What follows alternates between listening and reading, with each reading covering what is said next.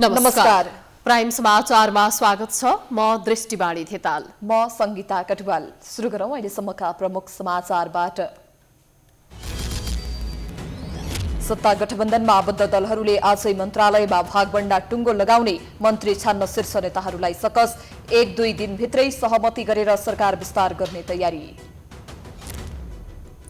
निषेधाज्ञा खुकुलो भएको मौकामा सर्वसाधारणले लापरवाही गर्दा कोरोना संक्रमणले उग्र रूप लियो। आज 3840 जनामा संक्रमण पुष्टि, 33 जना मृतक थपिए।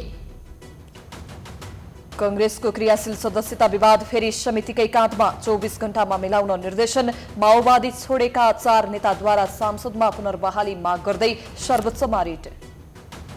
कक्षा 12 को परीक्षा होम सेन्टरमा सञ्चालन गर्ने तयारी, विद्यार्थीलाई खोपको व्यवस्था गर्न माग। जनस्वास्थ्यका मापदण्ड कडाइका साथ पालना गराउन संसदीय समितिको निर्देशन। गुल्मीमा जीव दुर्घटना हुँदा 3 जनाको मृत्यु, 7 जना घाइते। सर्लाहीको एक पोखरीमा 9 दिनको शिशुसहित 3 जनाको शव फेला। झापामा ट्रकको ठक्करबाट 2 जनाको मृत्यु। अमेरिकी विदेश मन्त्री एन्टोनी ब्लिंकेनको पहिलो भारत भ्रमण आज सकिँदै प्रधानमन्त्री नरेन्द्र मोदी लगायत महत्त्वपूर्ण व्यक्तिहरूसँग छलफल सम्पन्न। र दोस्रो पटक ओलम्पिकमा सहभागी गौरीका सिंह टोकियो ओलम्पिकलाई बाहिरिन्। पौडीको 100 मिटर फ्री स्टाइलमा राष्ट्रिय कीर्तिमान कायम गर्न सफल।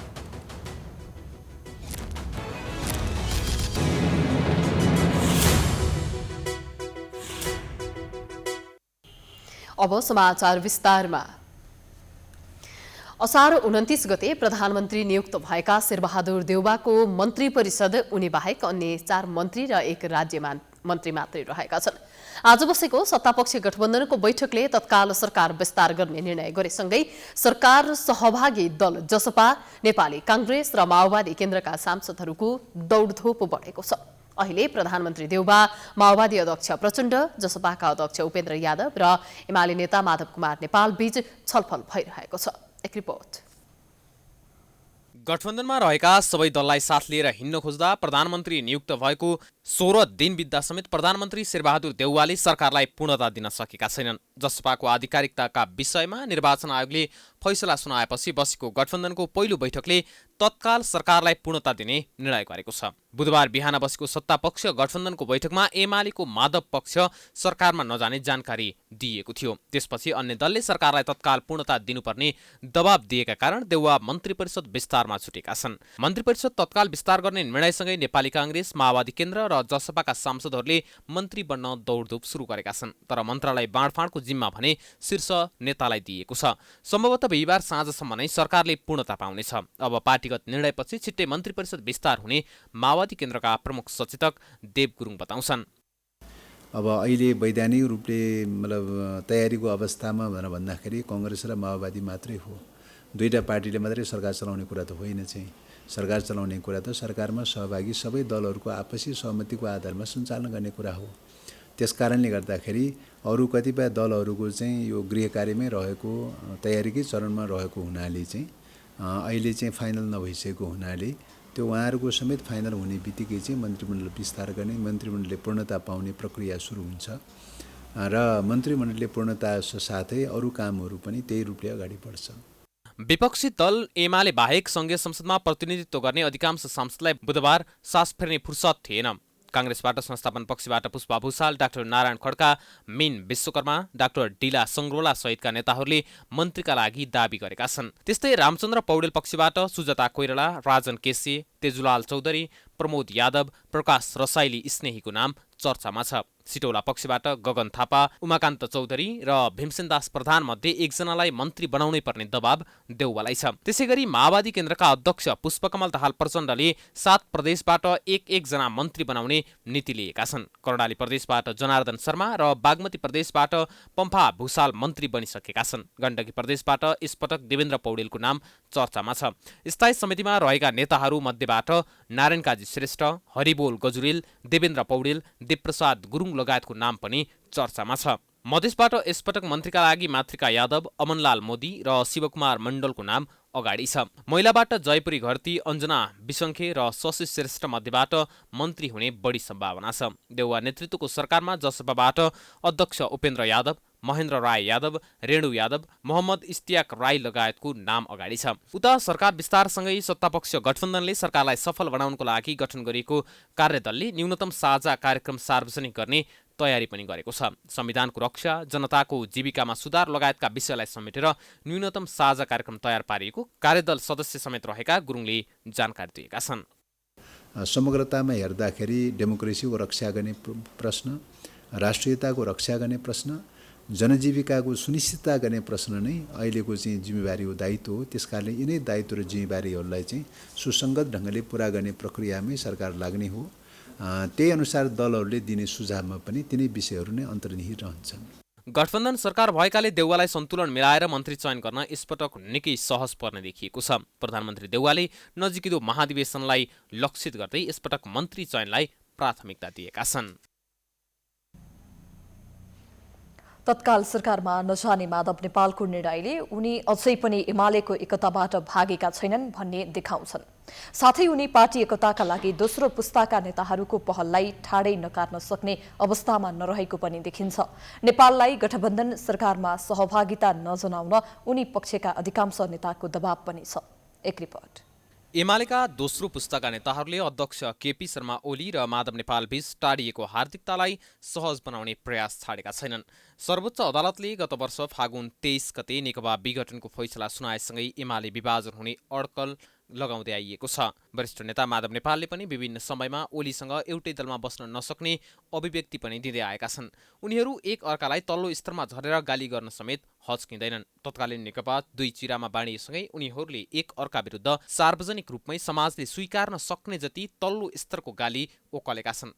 तर दोस्रो पुस्ताका नेताकै प्रयासका कारण एमालेमा फेरि एकपटक विभाजनको रेखा कोरिन पाएको छैन। एकले अर्को विरुद्ध निषेधको राजनीति गर्दा त्यसको नकारात्मक प्रभाव कार्यकर्ता तहसम्म पुगेको छ। तर पार्टी विभाजन गर्न पनि नसक्ने, एक ठाउँमा उभिन पनि नसक्ने बाध्यताका कारण दुवै नेताले विभाजनलाई पछाडि धकेल्ने काम मात्रै गर्दै आएका छन्। तत्काल सरकारमा गएको खण्डमा नेपाललाई नजिकका सहयोगीहरूले समेत साथ नदिने सम्भावना बलियो छ। तर सरकारमा जान लालायत केही सांसदहरूका कारण उनी दुविधामा परेको बताइन्छ। त्यही कारण एकतालाई लम्ब्याउन नेपाल आफू निकटका नेतासँग एमालेमा ओली बराबर हैसियत पाएको खण्डमा एकता सम्भव रहेको बताउने गर्छन्।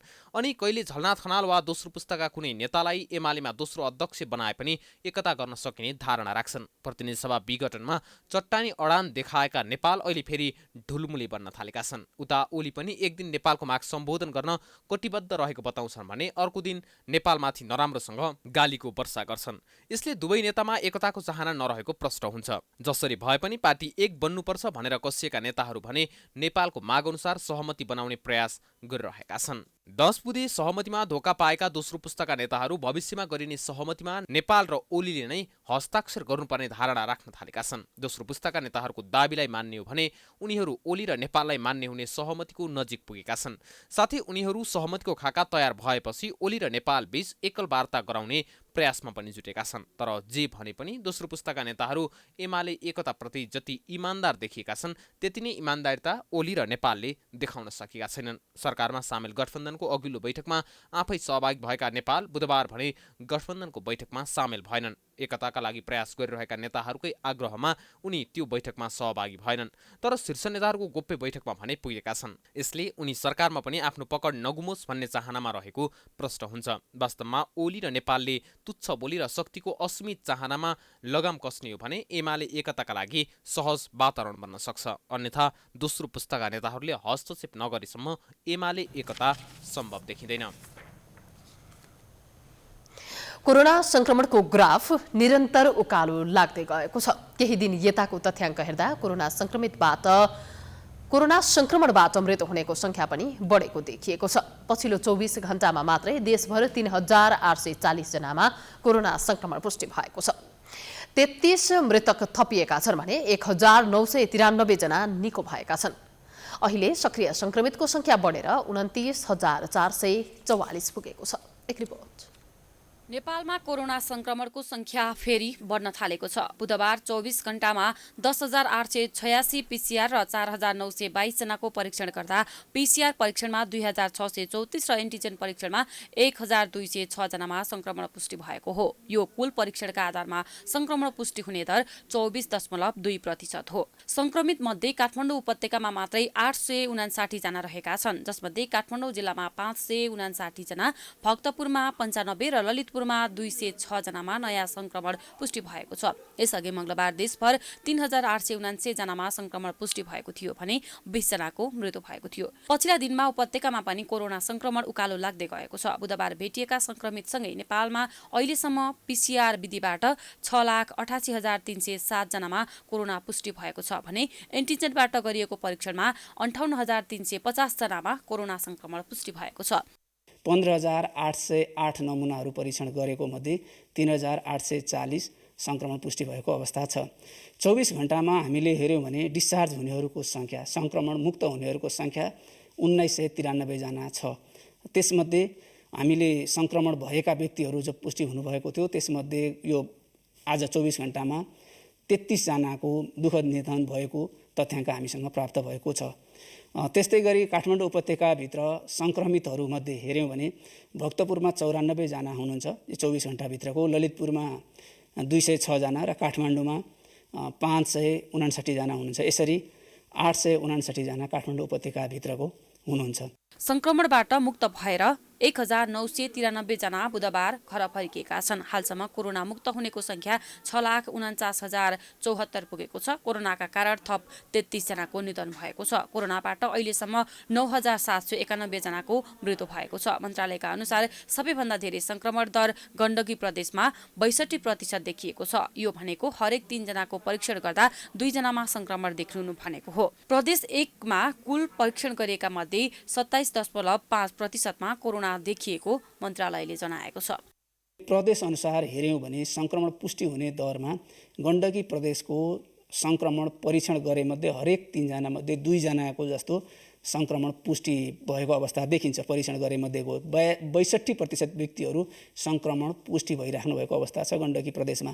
त्यस्तै गरी प्रदेश नम्बर 1 मा 27.5% व्यक्तिहरूमा संक्रमण पुष्टि भएको अवस्था छ। सक्रिय संक्रमितहरूको संख्यामध्ये हामीले हेऱ्यौँ भने होम आइसोलेसनमा 26,652 जना आज बसिरहनु भएको तथ्याङ्क हामीसँग प्राप्त भएको छ। गत साताको तुलनामा देशभर सक्रिय संक्रमितको संख्या पनि बढेको छ। अहिले देशभर सक्रिय संक्रमितको संख्या 29,444 रहेको छ। उनीहरूमध्ये 26,652 जना होम आइसोलेसन र 2,792 जना संस्थागत आइसोलेसनमा रहेका छन्। उपचारमा रहेका मध्ये 611 जना आइसियु र 168 जनाको भेन्टिलेटरमा उपचार भइरहेको मन्त्रालयले जनाएको छ।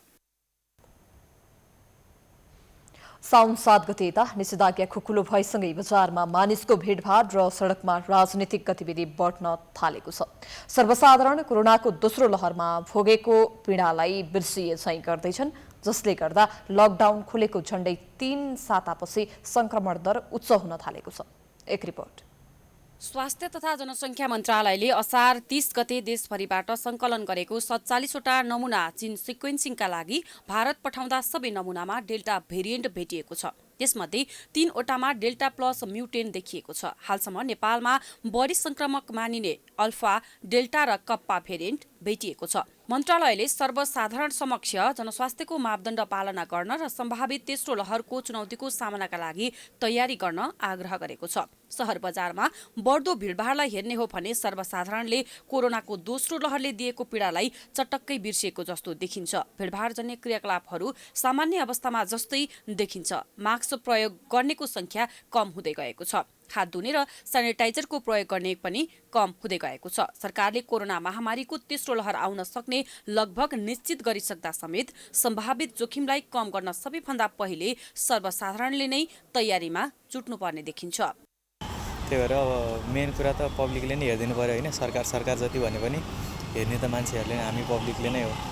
त्यही हो, अब सोसियल डिस्टेन्सिङ हुनु पर्यो मेन कुरा। अब भ्याक्सिन लाउन अब जेसुकै कन्ट्रोभर्सी भन्यो भने होइन लगाउनु पर्यो छिटोभन्दा छिटो होइन। जति डोज छ नि अब डिमान्ड धेरैको, सप्लाई कम भयो यहाँ। अब आएको छ भनिरहेको छ बाहिरबाट होइन। जति पनि अनुदान भन्छ के भन्छ, तर पाएको चाहिँ छैन धेरैले।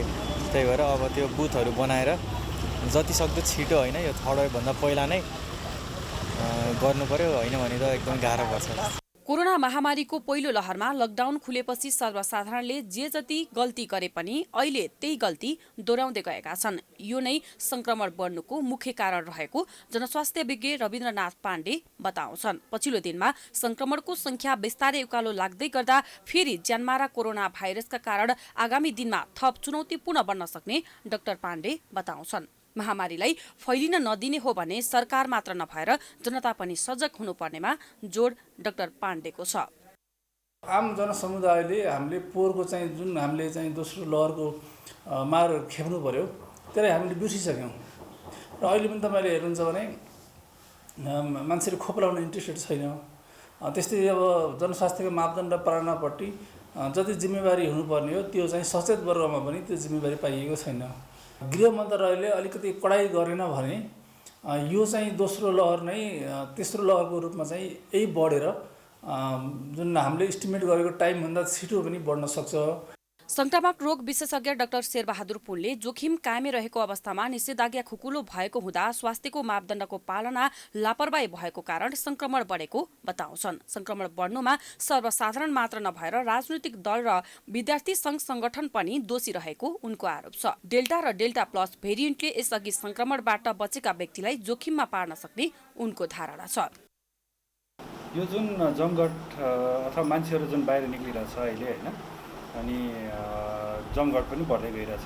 त्यो राजनैतिक होस् कि या अरू कुनै कारणले होस् होइन, अथवा खोपकै अभियानमा किन नहोस्, यसले चाहिँ सङ्क्रमितको सङ्ख्या पक्कै पनि बढाउन सक्ने सम्भावना रहन्छ। किनभने त्यहाँ धेरै मान्छे भेट हुने भयो।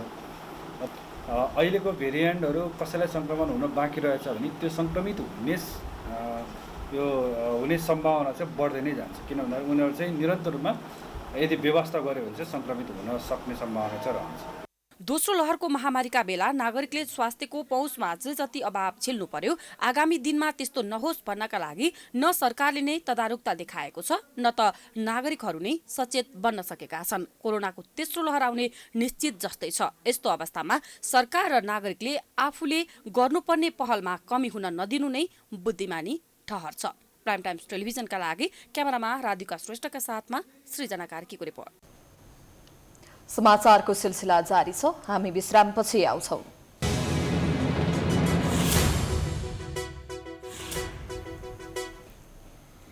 विश्रामपछि स्वागत छ। अब बाँकी समाचार। क्रियाशील सदस्यता विवादका कारण सत्तारूढ दल नेपाली कांग्रेसको 14औं महाधिवेशन निर्धारित समयमा नहुने पक्का भएको छ। भदौमा महाधिवेशन गर्न नसकेको अवस्थामा पार्टीको वैधानिकता कसरी जोगाउने भन्ने विकल्पका बारेमा नेताहरूले छलफल थालेका छन्। के अब संविधानको निर्माता मध्येकै एक नेपाली कांग्रेसबाटै संविधानको उल्लङ्घन हुँदैछ त? अनि किन संविधानमा छिद्र खोजेर पार्टी बचाउने प्रयास गर्दैछ त नेपाली कांग्रेस? हेरौं यो रिपोर्ट। आन्तरिक किचलो र विवादका कारण सत्तारूढ दल नेपाली कांग्रेसको 14औं महाधिवेशन अहिले पनि अन्यलमा छ। अधिवेशनका लागि न मतदाताको टुङ्गो लागेको छ, न त निर्वाचनको कुनै तयारी नै अघि बढेको छ। भदौ 16 देखि 19 गतेका लागि महाधिवेशनको मिति निर्धारण गरिएको छ, तर क्रियाशील सदस्यताको विवाद भने झनझन बल्छिँदो छ। क्रियाशील सदस्यता विवाद छानबिन समितिले टालटुले प्रतिवेदन बुझाएर विवादबाट उम्किन खोजेको देखिन्छ। त्यही कारण प्रधानमन्त्री शेरबहादुर देउवाको निजी निवास बुढा नीलकण्ठमा बुधबार बसेको कांग्रेस पदाधिकारी तथा पूर्व पदाधिकारी बैठकले क्रियाशील सदस्यताको विषयमा देखिएको विवाद समाधान गर्नको लागि थप 1 दिनको समय दिँदै प्रतिवेदन फिर्ता पठाउने निर्णय गरेको छ। रमेश लेखक संयोजक रहेको समितिले बिहिबार नै फेरि प्रतिवेदन बुझाउने कांग्रेस प्रवक्ता विश्वप्रकाश शर्माले जानकारी दिएका छन्। बिहिबार नै बस्ने पूर्व पदाधिकारी र पदाधिकारीको बैठकबाट महाधिवेशनबारे निर्णय पनि गरिनेछ। प्रतिवेदन क्रियाशील सदस्यता छानबिन समितिले दिएको छ।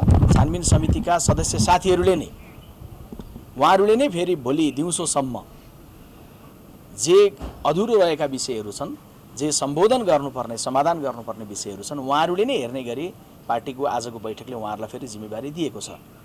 उहाँहरूले यो विषयलाई हेरिसकेर उहाँहरूले जे निर्णय निष्कर्ष लिएर आउनुहुन्छ, जे थप सन्दर्भ आउला, त्यस उप फेरि केन्द्रीय समितिले अन्तिम टुङ्गो त गर्नु नै छ। पटक पटक कार्यतालिका संशोधन गर्दै आएको काङ्ग्रेसका लागि भदौ तेस्रो सातासम्म महाधिवेशन गरिसक्नुपर्ने संवैधानिक बाध्यता छ। महाधिवेशन गर्नुपर्ने 5 वर्षको समय गुजारेको काङ्ग्रेस अहिले थप गरिएको 6 महिना अवधिको पनि अन्त्यतिर छ। यो समयमा आएर नेपाली काङ्ग्रेस विभिन्न बहानामा संविधानको छिद्र खोजेर पार्टीको वैधानिकता जोगाउने प्रयासमा छ। वैधानिकताका सवालमा अहिले मुलुकमा विद्यमान कोभिड-19 यसले पारेको 18 महिनादेखि पारेको गम्भीर असर र यसको असर भनेको हिँडुल गर्न नपाइने, भेला हुन नपाइने, प्रचार प्रसार गर्न नपाइने, धेरै मानिसहरूको जमघट गर्न नपाइने भएको हुनाले यसले पार्टीको महाधिवेशनलाई त सिधै प्रभाव पार्यो। दोस्रो कुरा अहिले बाढी पहिरो छ, साउन भदौको महाबर्खा छ। यो त्यसो भएको हुनाले यी विविध कारणले सर्ने महाधिवेशनको सवालमा अब कानुनी केही बाधा अडचन आयो भने त्यसको कानुनी उपचार नै हामी खोज्नेछौँ, निकास निकाल्नेछौँ। विवादकै कारण पूर्वनिर्धारित कार्यतालिका अनुसार साउन 12 गतेदेखि गर्ने भनिएको देशभरको वडा अधिवेशन पदाधिकारी र पूर्व पदाधिकारी बैठकले स्थगित नै गरिसकेको छ। तर प्रवक्ता शर्मा भने क्रियाशील सदस्यताका विषयमा देखिएको विवाद समाधान हुन नसके विवादित जिल्लामा पुरानै क्रियाशील सदस्यतालाई मान्यता दिएर भए पनि विवाद मिलाउने बताउँछन्। कि क्रियाशील सदस्यताको यो विषय टुङ्गिनै नसक्ने, टुङ्गिएन, त्यसकारण अधिवेशनको प्रक्रिया अघि बढिरहेको छैन भन्ने बिल्कुल होइन। किनभने अहिले जम्मा नटुङ्गिएको भनेको 15-16 वडा निर्वाचन क्षेत्रको विषय मात्रै छ। त्यसकारण हामीले अहिले क्रियाशील सदस्यको जो टुङ्गिएको छ त्यो टुङ्गिएकोलाई टुङ्गिएको रूपमा लिने र नटुङ्गिएकोलाई पुरानैमा जान सक्ने विकल्प पनि हुन्छ नि त। काङ्ग्रेसले समितिका सबै सदस्यले सर्वसम्मत रूपमा विवादको समाधान गर्ने मापदण्ड बनाएको थियो। छानबिन समितिका सदस्य कल्याण गुरुङको असहमतिका बीच समितिले बुझाएको प्रतिवेदन स्वीकृत हुने वा नहुने भन्ने पनि विवाद भएपछि फिर्ता पठाउने निर्णय गरिएको हो। अब पनि क्रियाशील सदस्यता विवाद सुल्झिन सकेन भने पार्टी संवैधानिक सङ्कटमा पर्नेछ। तर काङ्ग्रेसका नेता भने पार्टीभित्रको विवाद मिलाउनको सट्टा कोरोना महामारी लगायतका कारण देखाएर वैधानिकता बचाउने दाउमा छन्। वैधानिकता भनेको अहिले पार्टी खारेज भइहाल्ने, महाधिवेशन समयमा नहुन बित्तिकै नेपाली काङ्ग्रेस आफ्नो हातबाट फुत्किहाल्ने भन्ने जुन खालको एक समाचारमा अथवा साथीहरूका बीचमा एक तनावको विषय बनेको छ त्यस्तो होइन। त्यस्तो नरहन नहुन म आग्रह गर्दछु र त्यसका पनि केही संविधानको व्याख्या छ, त्यसमा टेकेर बनेको ऐनको व्याख्या छ। ती ऐनहरू पनि चाहिँ केही उपाय निकाल्छन्, किनभने बिना समाधानको समस्या हुँदैन। त्यसैले त्यसलाई चाहिँ हामी समाधान गर्नका लागि हामीसँग प्रशस्त उपाय छ। बोलीमा आफूलाई लोकतन्त्रको पालक मान्ने नेपाली काङ्ग्रेस व्यवहारमा भने लोकतान्त्रिक बन्न सकिरहेको छैन। 2076 फागुनमै नेपाली काङ्ग्रेसको 14औं महाधिवेशन सम्पन्न भइसक्नुपर्ने थियो। तर विवादकै कारण काङ्ग्रेसको महाधिवेशन सर्दै आएको थियो। प्राइम टाइम्स टेलिभिजनका लागि क्यामेरामा अर्जुन भण्डारीका साथमा प्रकाश बमको रिपोर्ट। नेपाली कांग्रेसको क्रियाशील सदस्यता छानबिन समितिप्रति काठमाडौँबाटै विरोध सुरु भएको छ। मनोमानी रूपमा क्रियाशील सदस्यता प्रदान गरेको र छानबिन हुन नसकेको भन्दै काठमाडौँका केही इकाइ समितिले विरोध जनाएका हुन्। क्रियाशील सदस्यता छानबिनको विरोध गर्दै सभापतिहरूले बुधबार पार्टी पदाधिकारी बैठक बसेको स्थान बुढानीलकण्ठमा धरना दिएका थिए। उनीहरूले पार्टीभित्र लोकतन्त्र खै व्यक्ति ठूलो कि विधान, काठमाडौँ 7 को क्रियाशील छानबिनमा न्याय दे लगायतका प्लेकार्ड बोकेका थिए। धरनामा पुगेका कांग्रेस सहमहामन्त्री डाक्टर प्रकाश शरण महतले छानबिन समितिबाट भएको त्रुटिलाई सच्याउने प्रतिबद्धता जनाएका छन्। धरनामा बसेकाहरूले मनोमानी रूपमा प्रदान गरिएको क्रियाशील सदस्यता नसचिए पार्टी कार्यालयमा धरना दिने चेतावनी दिएका छन्।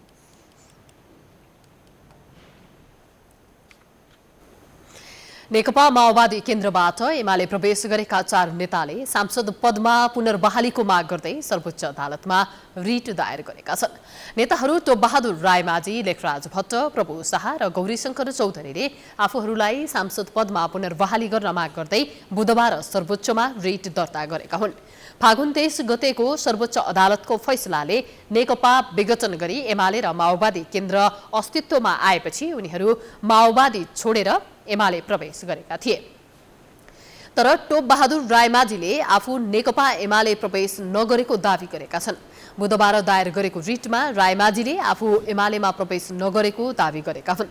त्यसैगरी 4 नेतामध्ये प्रभु शाहले अरूको भन्दा थप जिकिर गरेका छन्।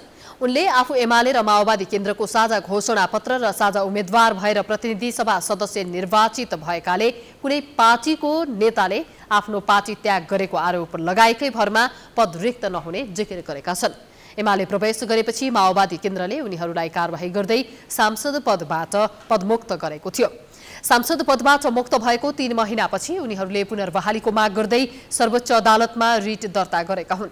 उनीहरूले दिएको रिट निवेदनको भोलिका लागि पेशी तोकिएको छ। यसअघि पनि माओवादी केन्द्र विरुद्ध उजुरी दिन एमाले भित्रका पूर्व माओवादी नेताहरू निर्वाचन आयोग गएका थिए। उनीहरूको निवेदनलाई आयोगले बदर गरिदिएको छ।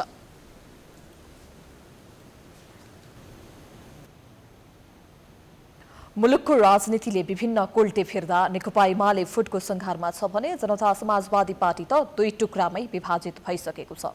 जसपाको आधिकारिकता उपेन्द्र यादव पक्षले पाएसँगै दल बेहेन बन्न पुगेको महन्त ठाकुर पक्षको राजनीतिक बाटो के हुन सक्ला अनि यादव पक्ष कसरी अगाडि बढ्दैछ, यो अहिले सबैको चासोको विषय बनेको छ।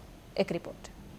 2077 साल वैशाख 10 गते मध्यरात उपेन्द्र यादव नेतृत्वको समाजवादी पार्टी नेपाल र राष्ट्रिय जनता पार्टी बीच एकीकरण भएको थियो। प्रधानमन्त्री केपी शर्मा ओलीले राजनीतिक दल विभाजन गर्ने अध्यादेश ल्याएपछि सशंकित बनेका उपेन्द्र यादवले तत्काल जसपासँग पार्टी एकीकरण गरेका थिए। ओलीको उद्देश्य समाजवादी पार्टी फुटाउने रहेको भेउ पाएपछि रातारात 2 पार्टी बीच एकता भएको थियो। एकतापछि नेपालको चौथो राजनीतिक शक्ति बनेको राजपा एकीकरणको 1 वर्षमै 2 टुक्रामा बाँडिएको छ। तत्कालीन सत्तारूढ नेकपा एमाले भित्र विवाद चुलिँदा तत्कालीन प्रधानमन्त्रीलाई हेर्ने दृष्टिकोणलाई लिएर जसपा भित्र विवाद चर्किएको थियो। उपेन्द्र यादव पक्षले राजनीतिक दल सम्बन्धी ऐनको दफा 44 अनुसार पार्टीको आधिकारिकता विवाद टुङ्ग्याउन आयोगमा निवेदन दिएको थियो। उपेन्द्र यादव पक्षमा केन्द्रीय कार्यकारिणी समितिको बहुमत सदस्य भएकाले आयोगले उनैलाई आधिकारिकता पनि दियो। आधिकारिकता पाएसँगै जसपा अब कसरी अगाडि बढ्ला भन्ने चासो बढेको छ। सत्तापक्षीय गठबन्धनमा रहेको जसपा सरकारमा जाने तयारीमा छ। विगतमा भएका कमी कमजोरी र गल्तीहरूको पनि आत्मालोचना त गर्नुपर्छ। हाम्रो पार्टीमा सबलाई स्थान छ। हामी कहाँ भनिरहेछौँ हामी एक्लै चिन्छौँ भनेर। सबैलाई स्वागत छ, सबलाई स्थान छ। पार्टीको अनुशासन, पार्टीको निर्णय, पार्टीको सिद्धान्त मानेर आउने सबलाई पार्टीमा स्थान छ। कुनै पनि कुरालाई प्रतिशोधका आधारमा हामी हेर्दैनौँ। हामीले राजनीतिक वैचारिक लडाइँ लडेको र प्रतिशोध हामीले लिने पक्षमा छैन। यो उहाँहरूको व्यवहारमा भर पर्छ।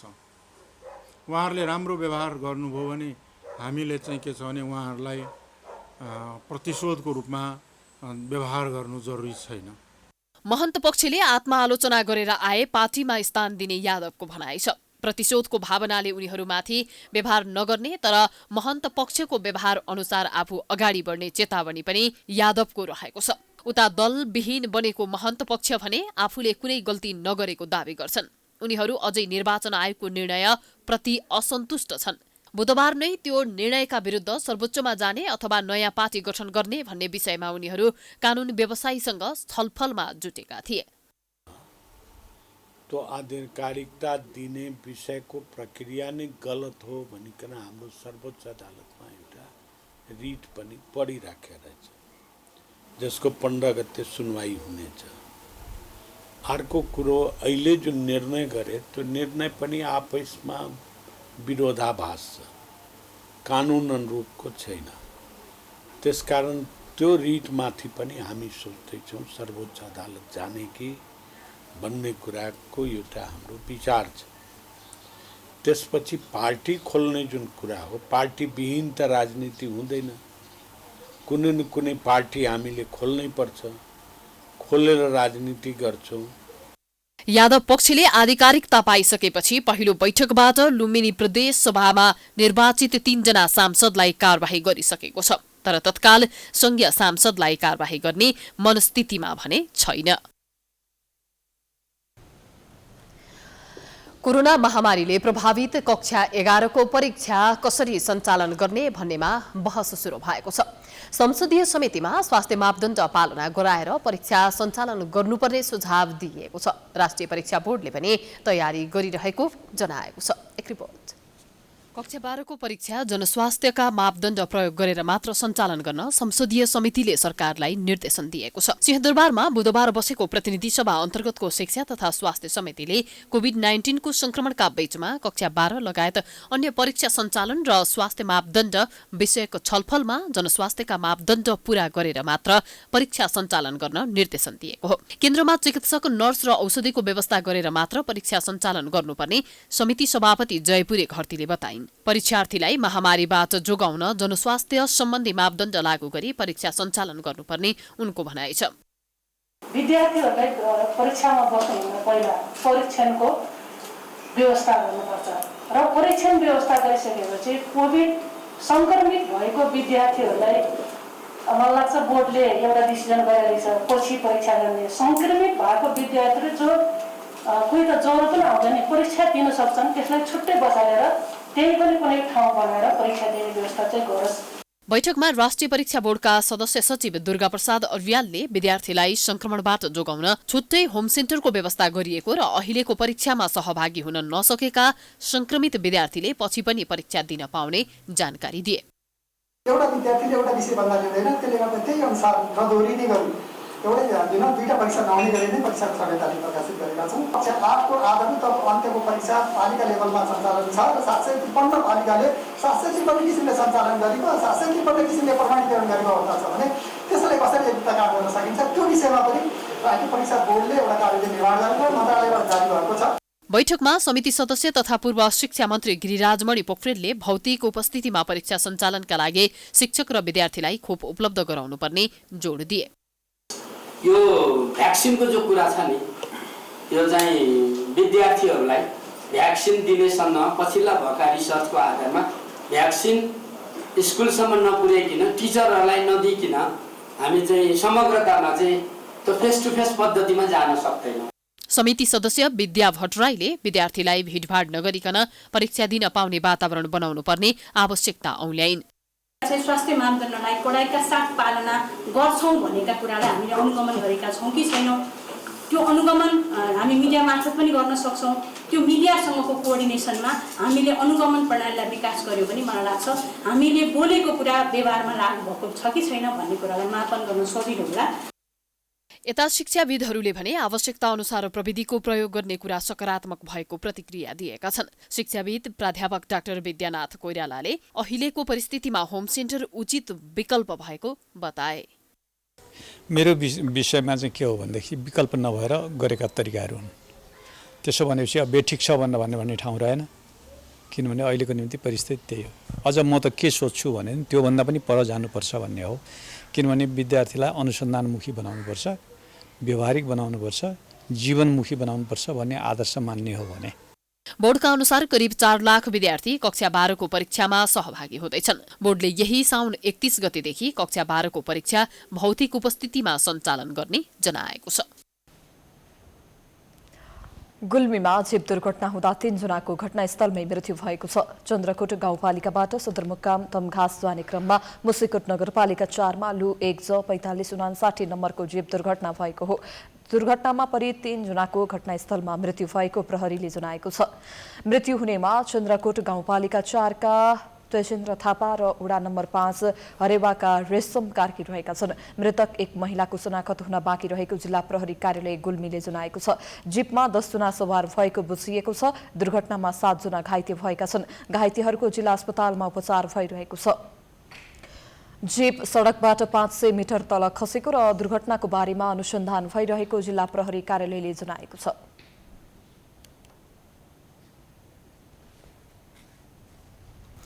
यसै क्रममा सर्लाही र झापामा भएको विभिन्न दुर्घटनामा पनि 5 जनाको मृत्यु भएको छ।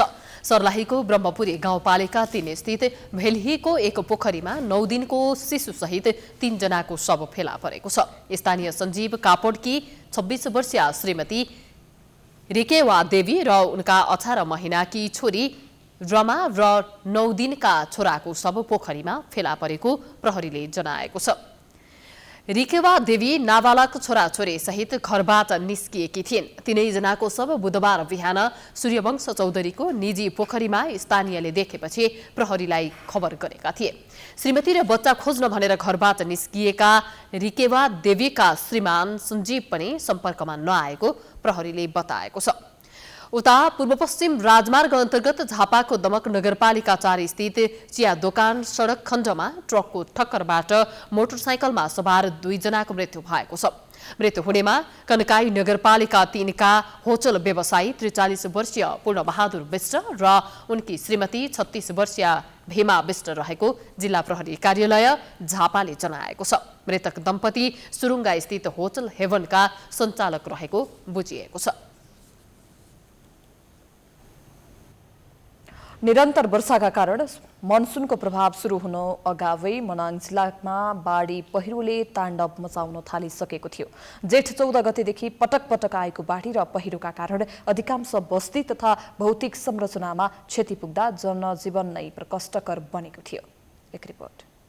नेपालको हिमाली जिल्ला मनाङमा मनसुन सुरु हुनु अगावै आएको बाढी पहिरोको कारण मानवीय तथा भौतिक क्षति भएको छ। जेठ 14, 16 र 29 अनि असार 1 गते गएको बाढी र पहिरोका कारण छिमेकी जिल्लासँग सम्बन्ध विच्छेद भएको थियो। लमजुङसँग जोडिएको एकमात्र सडक मार्ग ध्वस्त भएको थियो। 16 वटा झोलुङ्गे पुल, 12 वटा काठे पुल र 3 वटा पक्की पुल बगाएको थियो। त्यस्तै 70 वटा घरहरू आंशिक तथा पूर्ण रूपमा क्षतिग्रस्त बनेका थिए। चामे बजारमा रहेको एक विद्यालय र जलविद्युत आयोजनामा समेत क्षति पुगेको छ। बाढीका कारण करिब 1300 नागरिक विस्थापित भएका छन्। निरन्तर भारी वर्षाका कारण सडक अवरुद्ध भएपछि मनाङमा राहत पुर्याउनसम्म कठिन भएको थियो। जिल्लाका नेताहरू हेलिकप्टरबाट अवलोकनका लागि मात्र जाने गर्दथे, तर राहत कतैबाट पुग्दैन थियो। यस्तो अवस्थामा नेपाली कांग्रेसका मनाङका नेता साङदो लामा सहितको टोलीले औषधि तथा खाद्यान्न बाँडेर मनाङवासीलाई राहत वितरण गरेको थियो। अर्का नेता टेक बहादुर गुरुङ सहितको पहलमा 500 घरमा एक वटा सोलर बत्ती पनि उपलब्ध गराएको लामाले जानकारी दिए। त्यहाँका बासिन्दाहरू, त्यहाँ जन्मेका केटाकेटी छोराछोरीहरू जुन विदेशमा छ, उनीहरूले आफ्नो चामे बजाउको अभियान स्वरूप सञ्चालन गरेर विदेशमै तिनीहरूबाट पठाएको पैसाबाट हामीले त्यहाँ चामल भयो, औषधि भयो, तत्काल आवश्यक पर्ने सामानहरू उपलब्ध गराएर पुर्याउन गएको थियो।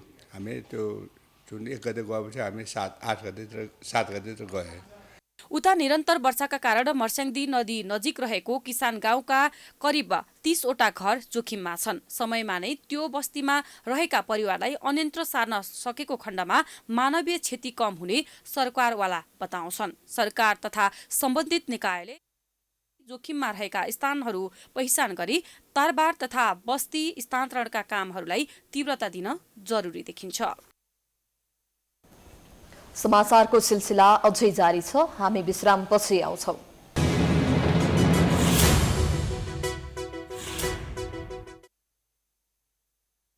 अब आर्थिक समाचार।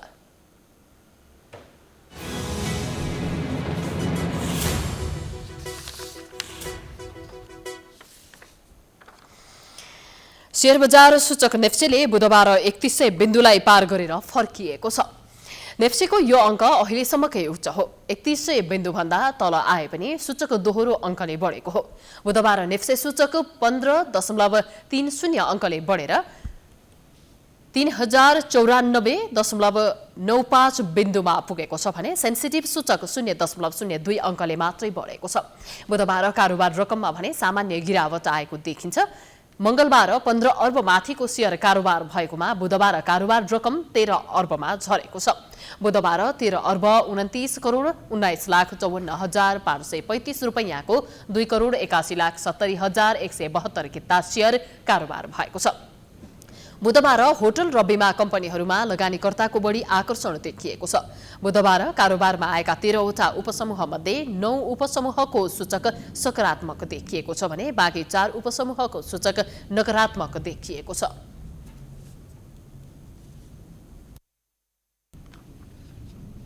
कर्मचारीको हक र हित विपरीत नयाँ नियमावली लागू गरेको भन्दै नेपाल टेलिकमका कर्मचारी आन्दोलित भएका छन्। विभिन्न चरणको आन्दोलन गरेका उनीहरूले टेलिकमको कार्यालयमा धरनामा उत्रेका हुन्। 2061 को विनियमावली परिवर्तन गरेर नयाँ जारी गर्दा खाइपाई आएको सेवा सुविधा कटौती भएको भन्दै कर्मचारीले कार्यालय हाताभित्रै विरोध जनाएका हुन्। आफ्ना मागबारे व्यवस्थापन पक्षले बेवास्ता गरेपछि आफूहरू धरना लगायत अन्य विरोध कार्यक्रम सञ्चालन गर्न बाध्य भएको नेपाल दूरसञ्चार राष्ट्रिय कर्मचारी संगठनका अध्यक्ष यादव प्रसाद पनेरुले जानकारी दिए। कर्मचारी विनियावलीमा कर्मचारी युनियनहरूले उठाएका विषय सम्बोधन गर्नलाई हामीले विगतमा कम्पनी व्यवस्थापनले आफैले गरेका सहमतिहरू कार्यान्वयन गर्न उहाँहरू इमान्दार हुनुपर्थ्यो। विनियावली सम्पादन गर्ने क्रममा उहाँहरूले विगतका आफूले गरेका सहमतिहरू सबै भुलेर एकाएक एकपक्षीय ढङ्गले कर्मचारी सरकारका सबै विषयहरू उपेक्षा गरेर चाहिँ कर्मचारी विनियावली पास गर्नुभयो र यहाँ यो कम्पनीमा क्रियाशील ट्रेड युनियनहरूसँग आम कर्मचारीको प्रतिनिधिमूलक संस्थासँग जुन सहमति गर्नुभएको थियो त्यो सहमतिको कम्पनी व्यवस्थापनले ढाडो तपाईँको चाहिँ उपेक्षा गरेको र त्यसलाई तपाईँको चाहिँ अपमान गरेको हामीले ठहर गऱ्यौँ। टेलिकमले साउन 1 गतिबाट नयाँ नियमावली लागू गरेको थियो। त्यसको विरुद्धमा कर्मचारीहरू निरन्तर आन्दोलनमा छन्। अब अन्तर्राष्ट्रिय समाचार।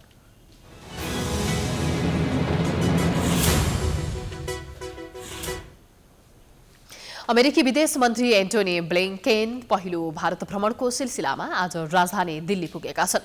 दिल्लीमा उनले प्रधानमन्त्री नरेन्द्र मोदी, राष्ट्रिय सुरक्षा सल्लाहकार अजित डोवल र विदेश मन्त्री एस जयशंकरलाई भेटेका छन्। ब्लिंकेनले भ्रमणको पहिलो दिन निर्वासित तिब्बती नेताहरूलाई पनि भेटिसकेका छन्। लगतै उनले भारतीय नागरिक समाजका प्रतिनिधिसँग पनि भेट गर्दै लोकतन्त्र कहिलेकाहीँ खराब हुने र कहिलेकाहीँ दुःखदायी हुने समेत बताएका छन्।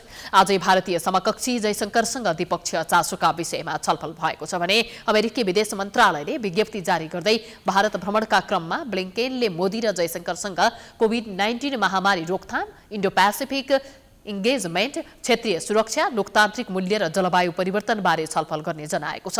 आजै बेलुका ब्लिंकेन कुवेत भ्रमणमा निस्कने कार्यक्रम रहेको छ भने मंगलबार बेलुका भारत टेक्ने बित्तिकै उनले नेपाली प्रधानमन्त्री शेरबहादुर देउवालाई टेलिफोन गर्दै बधाई तथा शुभकामना दिएका थिए। दुई नेताबीच 10 मिनेट संवाद भएको थियो। अब खेलकुद समाचार।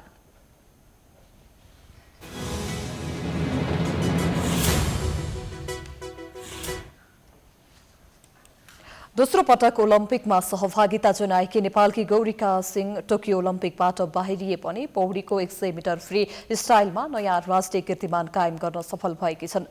टोकियो ओलम्पिकमा आज पौडीको महिला 100 मिटर फ्री स्टाइलको पहिलो प्रतिस्पर्धामा सहभागिता जनाएकी गौरिकाले निर्धारित दूरी 1 मिनेट 0.11 सेकेन्डमा पूरा गरेकी थिइन्। यो सँगै उनले आफ्नै नाम रहेको 1 मिनेट 0.62 सेकेन्डको पुरानो कीर्तिमानमा 0.37 सेकेन्डको सुधार पनि गरेकी छन्। साथै उनले सन् 2016 को रियो ओलम्पिकमा गरेको प्रदर्शनमा पनि सुधार गरेकी छन्। टोकियोमा उनी आफ्नो समूहको प्रतिस्पर्धामा भने तेस्रो बनेकी छन्।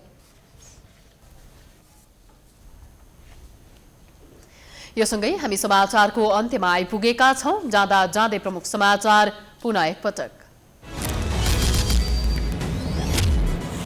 सत्ता गठबन्धनमा आबद्ध दलहरूले आजै मन्त्रालयमा भागभण्डा टुङ्गो लगाउने, मन्त्री छान्न शीर्ष नेताहरूलाई सकस, 1-2 दिनभित्रै सहमति गरेर सरकार विस्तार गर्ने तयारी। निषेधाज्ञा खुकुलो भएको मौकामा सर्वसाधारणले लापरवाही गर्दा कोरोना संक्रमणले उग्र रूप लियो। आज 3840 जनामा पुष्टि, 33 जना मृतक थपिए। कांग्रेसको क्रियाशील सदस्यता विवाद फेरि समितिकै काँधमा, 24 घण्टामा मिलाउन निर्देशन। माओवादी छाडेका 4 नेताद्वारा सांसदमा पुनर्बहाली माग गर्दै सर्वोच्चमा रिट। कक्षा 12 को परीक्षा होम सेन्टरमा सञ्चालन गर्ने तयारी, विद्यार्थीलाई खोपको व्यवस्था गर्न माग। जनस्वास्थ्यका मापदण्ड कडाइका साथ पालना गराउन संसदीय समितिको निर्देशन। गुल्मीमा जीप दुर्घटना हुँदा 3 जनाको मृत्यु, 7 जना घाइते। सर्लाहीको एक पोखरीमा 9 दिनको शिशुसहित 3 जनाको शव फेला। झापामा ट्रकको ठक्करबाट 2 जनाको मृत्यु। अमेरिकी विदेश मन्त्री एन्टोनी ब्लिंकेनको पहिलो भारत भ्रमण आज सकिँदै प्रधानमन्त्री नरेन्द्र मोदी लगायत महत्त्वपूर्ण व्यक्तिहरूसँग छलफल सम्पन्न। र दोस्रो पटक ओलम्पिकमा सहभागी गौरीका सिंह टोकियो ओलम्पिकबाट बाहिरिन्। पौडीको 100 मिटर फ्री स्टाइलमा राष्ट्रिय कीर्तिमान कायम गर्न सफल।